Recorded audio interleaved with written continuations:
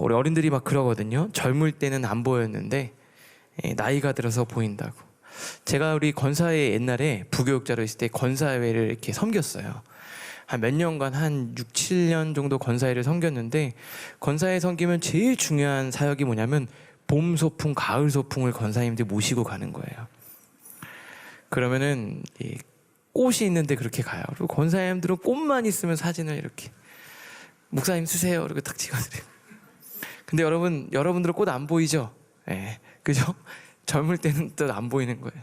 근데 또 우리 권사님 또 인생의 삶이 되면 그때서 보이는 것들이 있어요. 성공하고 잘 나갈 때는 하나도 안 보이는데 실패하니까 보이고요. 건강할 때 보이지 않은 게 병 들어서 보입니다. 하루를 시작할 때는 몰랐는데 하루 마칠 때가 되니까 막 깨닫게 되는 사실들이 있죠. 여러분, 그래서 지혜와 철학의 상징인 미네르바의 부엉이가 언제 날개를 펴고 날아오른다고 합니까? 황혼이 저물 때야 날개를 펴고 올라간대요. 그러니까 좀 일찍 깨달으면 좋은데 하루가 다 끝날 때 되면은 그때서야 이 지식이 막 피어오르는 거예요. 그래서 내려가는 길이 우리에게 굉장히 중요한 것 같아요. 오늘 우리가 읽은 본문 사무엘하 23장, 우리 열왕기상 2장은 다윗이 황혼이 저무는 때, 진짜 정말 마지막이 돼서야 다윗이 고백했던 말들을 기록하고 있어요. 그러니까 이게 얼마나 다윗의 인생에서 중요한 메시지를 담고 있겠습니까? 여기서 여러분들과 은혜를 좀 나누려고 해요. 열왕기상 2장 1절 이렇게 돼 있어요. 우리 같이 한번 읽겠습니다. 시작. 다윗이 죽을 날이 임박하매 그의 아들 솔로몬에게 명령하여 이르되. 여기 보니까 다윗이 죽을 날이 임박했다. 다윗이 마지막에 좀 몸이 많이 아팠어요. 압살롬의 반란을 다 진압하고 이제 성으로 복귀했어요. 그때 다윗이 몸이 많이 안 좋은 상태였어요. 이미 많이 노쇠해서. 그리고 정말 이제 죽을 날이 얼마 남지 않았구나라고 깨달은 그때 다윗이 마음이 너무 안 좋은 거예요. 마음이 불편합니다. 왜냐하면은 솔로몬을 자기 다음 왕을 이을 후임으로 세웠어요. 그런데 정치적으로 반대하는 세력이 있죠. 솔로몬은 밧세바로부터 낳은 아들이잖아요. 그리고 정리해야 될 일들도 있고 위험 요소들도 눈에 뻔히 보여요. 아버지 눈에는 보여요. 근데 이제 막 왕위에 오른 자기 아들은 아버지 눈에 볼 때는 아직도 애 같아 보이잖아요. 그래서 얼마나 불안했겠어요. 내가 조금 더 도와주고 싶은 거예요. 조금 더 옆에서 내가 버팀목이 되어주고 바람막이가 되어주고 싶은데 하나님이 자기 몸을 보니까 더 이상의 시간을 허락하지 않으신 거예요. 사랑하는 아들에게 내가 뭘 해줄 수 있을까? 무슨 얘기를 해줄까? 하고 싶은 얘기가 얼마나 많았겠습니까? 지금 마지막인데 조언해주고 이렇게 정치를 해라, 다스려라, 이 사람 조심해라, 뭐 해라 하고 싶은 얘기가 얼마나 많았겠어요. 근데 막 기도하면서 하나님 제가 어떻게 할까요? 무슨 말을 해야 될까요? 아마 다윗이 기도하면서 하나님께 막 매달리는데 정말 단순하게 몇 가지로 자기의 인생이 정리가 되는 거예요. 자기의 삶을 이렇게 돌아보니까 마치 지혜가 정말 그 가운데 보석 같은 지혜가 피어오르듯이 내가 정말 이 이야기를 해줘야 되겠다. 그런 것들이 떠오른 겁니다. 그 단순한 몇 가지들을 자기 솔로몬 아들에게 전달하는 거예요. 오늘 이 말씀을 통해서 여러분들에게도 놀라운 은혜가 있기를 주님의 이름으로 축복합니다. 첫 번째, 우리 한번 같이 읽겠습니다. 시작. 힘써 대장부가 되고. 그러면서 이제 이렇게 이야기를 합니다. 아들에게 얘기하는 거죠. 내가 이제 세상 모든 사람의 가는 길로 가게 되었노니. 그러니까 모든 사람들이 다 가는 길이 뭐예요? 아빠는 이제 곧 있으면 죽을 거야. 다른 사람들처럼 이제 이 세상을 떠날 때가 다가왔어. 그러면서 첫 번째 하는 얘기가 이거예요. 너는 힘써 대장부가 되라. 첫 번째 한 얘기가 뭐냐면 힘써 대장부가 되라는 거예요. 여러분이 제가 이게 대장부라는 걸 보니까 그냥 이 남자를 의미하는 게 아니라 아주 용기 있는 남자를 대장부라고 합니다. 용기 있는 남자, 대장부. 그런데 이 대장부라는 말, 이 용기라는 말이 어떤 게 용기냐? 막 무서운 게 하나도 없는 사람이 용기 있는 게 아니고, 무섭고 두렵고 피하고 싶고 걱정되고 염려되고 그런 것들이 있는데 피하지 않는 거, 도망치지 않는 거, 끝까지 책임을 지는 거, 그게 바로 대장부예요. 그러니까 다시 말하면 이렇게 얘기한 것 같아요. 아빠도 지금까지 살아오면서 진짜 도망치고 싶고 다 때려치고 싶고 내려놓고 싶고 포기하고 싶을 때가 정말 많았는데 나는 끝까지 인내하고 견디면서 여기까지 왔다. 솔로몬, 너도 분명히 그럴 때가 올 텐데 대장부처럼 도망치거나 포기하지 말아라. 이렇게 권면을 하는 거예요. 이 왕의 자리가 주는 무게, 얼마나 힘들겠어요. 왕의 자리가 주는 무게가 얼마나 무겁겠습니까? 그런데 그게 무겁고 두렵겠지만 너는 분명히 기도하면서 감당할 수 있을 거다. 아들아, 너 힘써 대장부가 되라. 이렇게 얘기합니다. 근데 여기 본문을 쭉 보면은 대장부라는 말 앞에 뭐라고 돼 있죠? 힘써 대장부가 되라. 대장부가 되기 위해서 뭐를 해야 된다는 거예요? 힘을 쓰라는 거예요. 용기를 갖기 위해서 뭐가 필요하다는 거예요? 노력이 필요하다는 거예요. 그냥 되는 게 아니라 노력을 해야지만 되는 거다. 이렇게 이야기를 합니다. 힘쓰고 노력을 기울여야 된다는 거예요. 이게 정말 중요한 게 있는데, 신앙생활하면서 여러분이 그 믿음에 대해서 우리는 약간 어떤 오해 같은 게 갖고 있어요. 막연한 생각, 잘못된 막연한 생각이 있어요. 믿음이 마틴 로이드 존스 목사님 뭐라 그러냐면, 믿음은 자동 온도 조절 장치가 아니래요. 예를 들면 몇 도로 설정해주면 밖에가 추우면 알아서 히터가 나오고 더우면 알아서 에어컨이 나오는 게 아니에요. 뭐라고 얘기하냐면요, 스위치를 켜는 게 믿음이라 그랬어요. 믿음은 우리가 작동을 시켜야 된다고 이야기를 합니다. 그러니까 알아서 작동하는 게 아니라 우리가 영혼의 스위치를 켜야 되는 거예요. 그래놓고서 다윗의 시편들을 제가 보니까 다윗은 그렇게 했어요. 시편 62편에 보면 이렇게 돼 있어요. 우리 같이 한번 읽겠습니다. 시작. 나의 영혼아 잠잠히 하나님만 바라라. 물은 나의 소망이 그로부터 나오는도다. 오직 그만이 나의 반석이시오 나의 구원이시오 나의 요새이시니 내가 흔들리지 아니하리로다. 뭐라 그럽니까? 자기 내면에게 자기를 설득하는 과정을 하는 거예요. 작동을 시키는 거예요. 하나님만 바라보자. 야, 지금은 환경을 보니까 마음이 자꾸 빼앗길 것 같으니까 우리 신실하신 하나님을 우리가 바라보자. 다윗, 하나님을 바라보자. 하나님을 바라보자. 그러면서 지금 마음이 흔들려요, 안 흔들려요? 지금 마음이 안 흔들려서 흔들리지 아니하리로다 말한 것 같으세요? 제가 볼 때는 너무나도 흔들리는 거예요. 도망치고 싶고 피하고 싶고. 그러니까 어떻게 돼요? 내가 하나님 바라보고 나 흔들리지 않겠다. 지금 내가 너무 흔들리니까 스스로에게 흔들리지 않겠다라고 외친 거예요. 시편 103편도 그렇죠. 내 영혼아 여호와를 송축하라. 자기 내면에게 계속해서 말하고 있는 거잖아요. 여호와를 송축하며 그의 모든 은택을 잊지 말지어다. 왜 이 말을 썼을까요? 자꾸 하나님이 내 삶에 어떻게 역사하셨는지를 잊어버리고 싶은 거예요. 그러니까 잊지 말자고 자기에게 말하는 거예요. 그가 내 모든 죄악을 사하시며 내 모든 병을 고치시며 생명을 파멸해서 속량하시고 인자와 긍휼로 간을 씌우시며. 5절 같이 읽겠습니다. 시작. 좋은 것으로 내 소원을 만족하게 하사 내 청춘을 독수리같이 새롭게 하시는도다.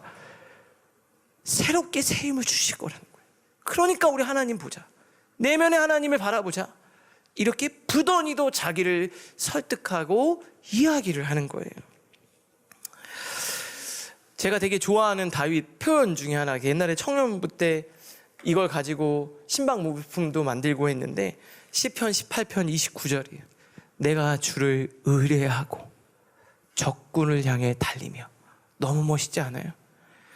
내가 주를 의뢰하고 적이 없는 곳으로 피해서 도망치는 게 아니라 막 달려가면서 하나님을 신뢰한다고 얘기하는 거예요. 하나님을 의지하기 때문에 담을 뛰어넘나이다. 다윗이 자기의 인생을 돌아보니까 하나님을 붙들면서 무섭지만 하나님 살려주세요, 도와주세요, 제발 도와주세요, 그러면서 자기 인생을 그렇게 살아간 거예요. 여러분, 믿음으로 자기를 권면하고 영혼에 선포하면서 그렇게 살아가실 수 있기를 바랍니다. 저도 우리 청년들, 우리 성도님들 보면 힘들고 어려울 때, 야, 내가 이거 어떻게 해줘야 되나? 힘써 대장부가 되십시오. 내가 어떻게 될지 마음에 두려움과 불안함이 있다면 오늘 이 말씀을 읽으면서, 이 시편 말씀을 읽으면서 스스로에게 계속해서 말씀해 주세요. 우리 옆에 있는 분 바라보면서 이렇게 얘기하십시오. 힘써 대장부가 되십시오.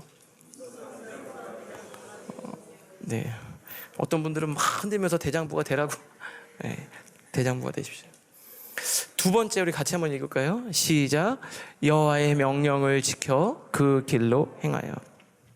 그러면서 다윗이요, 첫 번째 힘써 대장부가 되라, 이 얘기 이어서 뭐라고 아주 중요한 것을 이야기하냐면 3절에 이렇게 얘기하는 거예요. 내 하나님이 여호와의 명령을 지켜. 하나님의 말씀을 그냥 생명처럼 여기고 따라가라는 거예요. 그 법률과 계명과 율례와 증거를 모세의 율법에 기록된 대로 지키라. 여러분, 말씀 보면 어때요? 말씀을 기록된 대로 지키는 게 아니라 어떻게 해요? 내가 편한 대로 내가 해석해서 내 맘대로 막 하잖아요. 적당히. 그렇게 하지 말래요. 그냥 말씀 그대로 그냥 하라는 거예요. 자꾸 조금씩 바꿔서 자기가 편하게 이렇게 하지 말고 그냥 100% 오르신 하나님 그대로 따라가라는 거예요. 그러면 네가 무엇을 하든지 어디로 가든지 생각을 해본 거예요. 자, 이거 해라 저거 해라 이 정책을 펴라 이렇게 얘기를 해줘도 시대가 바뀌고 상황이 다 바뀌잖아요. 그리고 야, 이쪽을 가서 이 사람이랑 같이 동맹을 해라. 자기가 생각해보니까 내가 생각할 때는 이게 좋은 길이었는데 하나님 없이 가니까 그 길에서 고통을 당한 거예요. 그러니까 뭐라 그래요?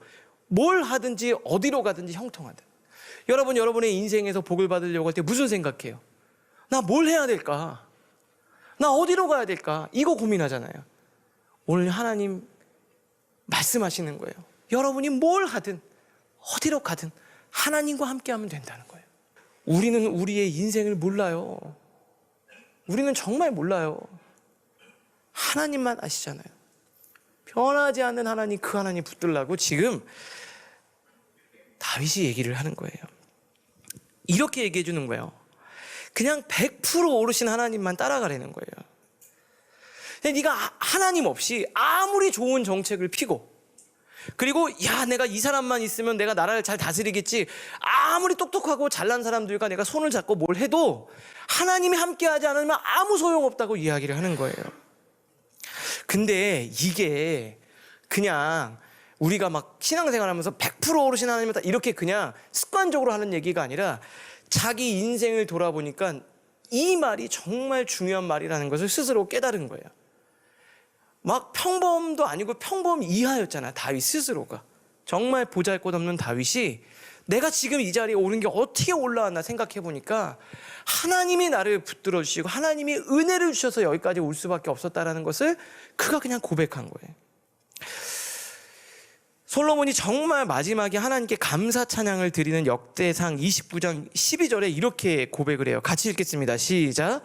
부와 귀가 주께로 말미암고 또 주는 만물의 주제가 되사 손에 권세와 능력이 있사오니 모든 사람을 크게 하심과 강하게 하심이 주의 손에 있나이다. 뭐라고 그럽니까? 부와 귀가 다 주님께로부터 온다는 거예요. 그리고 권세와 능력도 하나님께 온다는 거예요. 크게 하심과 강하게 하심이 다 하나님이었다는 거예요. 자기가 생각해 보니까. 그래서 그거를 말해주는 거예요. 3절 말씀 다시 한번 보세요. 내 하나님 여호와의 명령을 지켜 그 길로 행하여.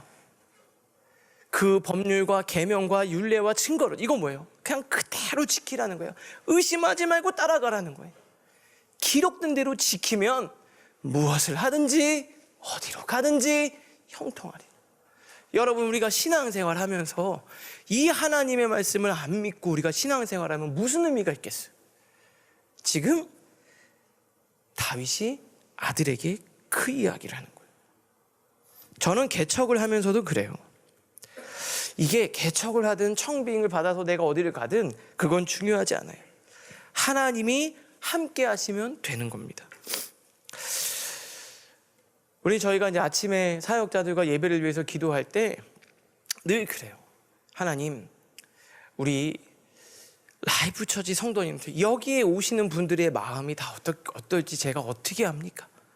그리고 삶의 자리의 무게를 내가 이해할 수도 없고. 그런데 사역자들과 그렇게 기도해요. 하나님, 우리 사역자들하고 우리 라이프 처치 예배당에 오는 성도들을 위해서, 우리 성도들을 위해서 우리를 좀 사용해 달라고, 우리에게 성령의 옷을 입혀달라고, 그렇게 기도를 하는 거예요. 지금 그 이야기를 하는 거예요. 그럼 마지막 세 번째 같이 읽겠습니다. 시작. 여호와께서 이루게 하시리라. 그러면서 이어서 아들에게 또 이야기를 해요. 우리 어르신들이 한 이야기 또 하고 한 이야기 또 하고 그런 거 있죠? 그죠? 왜요? 높아심에 계속 얘기하잖아요. 이렇게 얘기를 해요. 여호와께서 내 일에 대하여, 아버지가, 내가 옛날에 하나님이 나한테 이렇게 말씀해 주셨어, 이렇게 얘기하는 거예요. 하나님의 약속의 말씀을, 만일 내 자손이 그들의 길을 삶과 마음을 다하고 성품을 다하여 진실이 내 앞에서 행하면, 다른 것 말고 그 하나님의 말씀을 잘 지켜서 믿음의 길을 걷기만 하면 이스라엘 왕위에 오를 사람이 내게서 끊어지지 아니하리라. 나한테 이렇게 약속해 주셨어. 그리고 하나님이 반드시 이루신다고 하셨어. 그러니까 이 말씀 믿고 아들아, 하나님을 보고 가라, 이렇게 이야기를 하는 거예요. 그냥 또 하나님의 말씀에서 신신당부를 하는 겁니다. 오늘 우리가 같이 읽었던 사무엘하 23장 1절부터 7절 성경책을 쭉 보면 거기에 이렇게 제목을 달아놨어요. 그 1절부터 7절까지 제목이 뭐냐면 다윗의 마지막 말이에요. 그냥 자체가 마지막 말이라고 돼 있어요. 근데 그 1절부터 7절까지를 읽잖아요.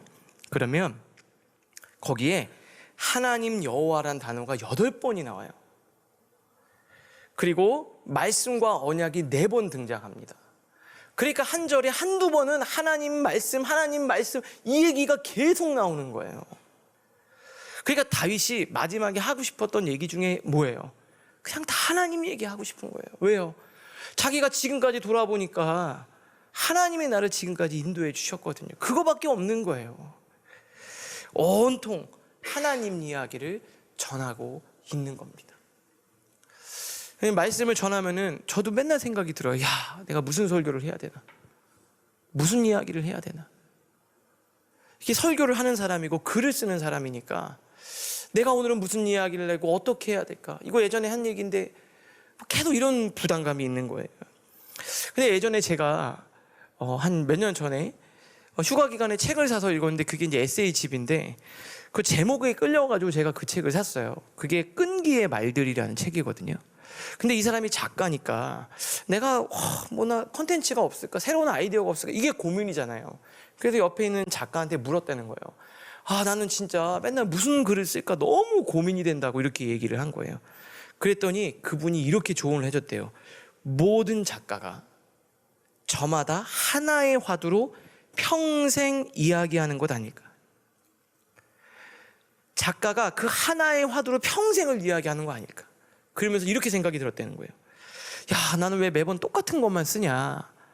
이걸 고민하는 게 아니라 내가 평생 고통스러울 만큼 하고 또 하고 하고 또 하고 하고 또 해도 부족할 만큼 중요한 나의 화두가 뭘까라고 고민했대요. 그럼 저는 평생 예수 그리스도만 전하는 건데 해도 부족하고 부족하고 부족할 만큼 나한테 중요한 메시지는 뭘까?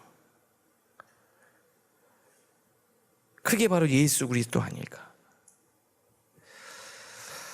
여러분, 라이프 처치 안에 그 예수님 하나님에 대한 메시지가 계속해서 넘치고 더 넘치고 더 넘치는 그런 교회가 될 수 있기를 주님의 이름으로 축복합니다. 그러니까 다윗은 그 이야기를 한 거예요. 그 이야기를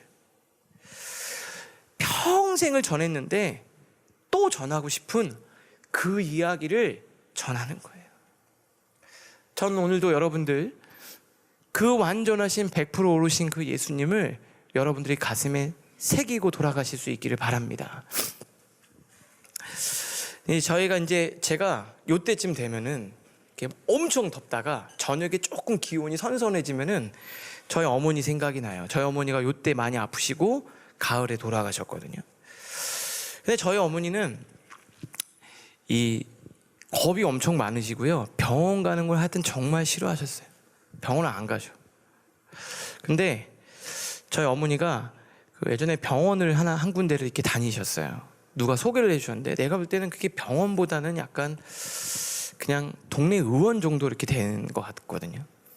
근데 저희가 그때 번동에라는 곳에 살았으니까 거기서 마을버스를 타고 한 20-30분 나와서 미아 삼거리에서 4호선을 타고 그 다음에 동대문에서 1호선 갈아타고 인천 가서 거기서 마을버스 타고 또 들어가야 되는 곳이에요. 그래서 저는 거기를 왜 가나 싶은 거예요.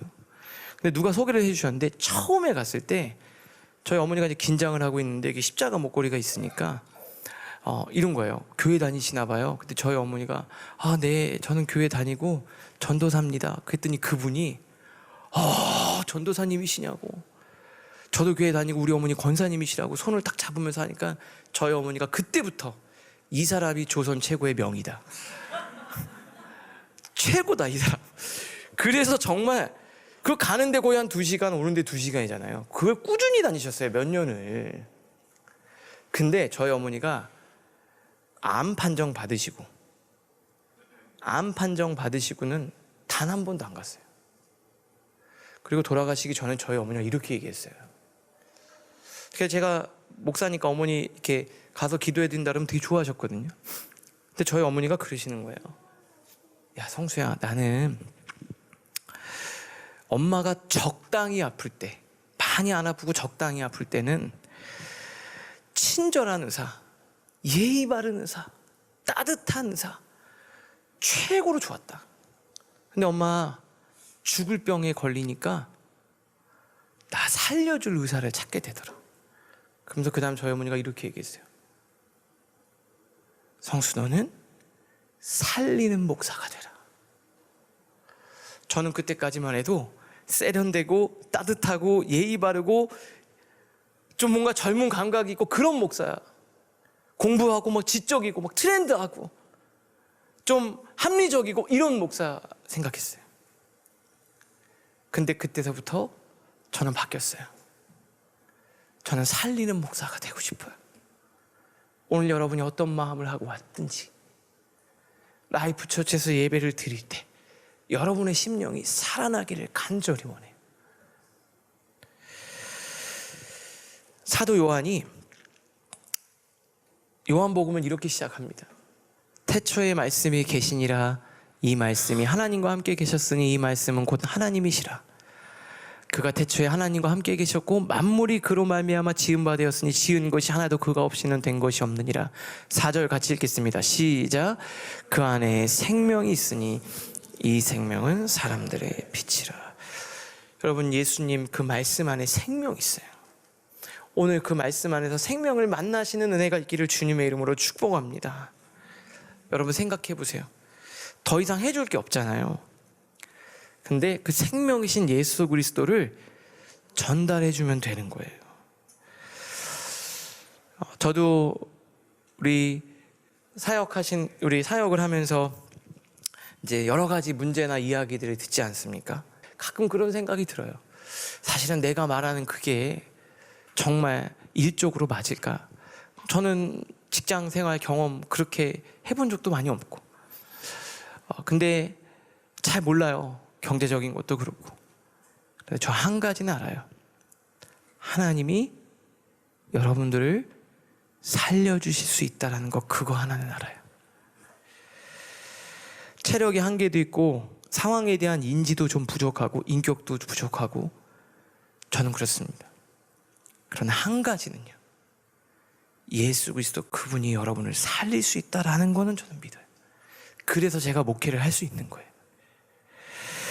완전하신 하나님, 그 하나님을 우리가 실수가 없으신 하나님, 오늘도 그 하나님을 만나는 우리 사랑하는 라이프 처치 성도인들 모두가 되실 수 있기를 주님의 이름으로 축복합니다.